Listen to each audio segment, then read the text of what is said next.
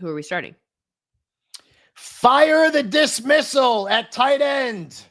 Yes, the dismissal. Lindsay's favorite tight end.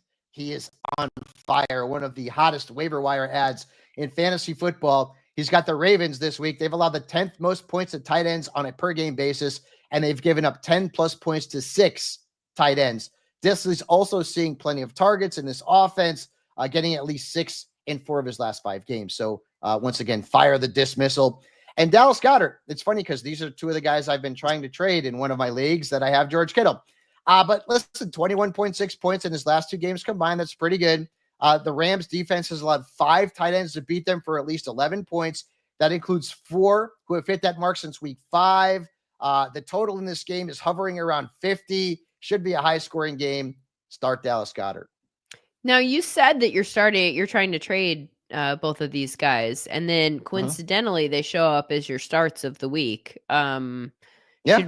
Should we trust that this isn't just you trying to build up your assets to? Absolutely not. Listen, when I do that, it's all about the matchups. I just told people that Chuba Hubbard's not a great play this week. I mean, come on, kid. Yeah. Who are we sitting? Tucker Kraft. Not good. He was a sit him last week in the column. You know how many points he had, Linz? 0. He's now seen 3 or fewer targets in 2 of his last 3 games. He scored just 7.6 points in his last 2. He's got the Niners this week. They haven't allowed a tight end to beat them for more than 12.3 points. And only 3 tight ends have scored double digits against San Francisco. So Tucker Kraft should be on the bench. And Zach Ertz, and again, another guy who's been, good. He had a big game last week. But aside from George Kittle, the Cowboys have not allowed a tight end to score more than 12.2 points against them. And just 2 players at the position have had more than 4 catches in the game against Dallas this season.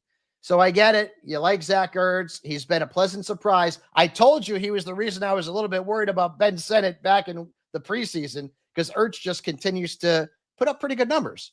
And he's a team leader. He's a veteran. He's a captain. I just don't love the matchup this week against Dallas.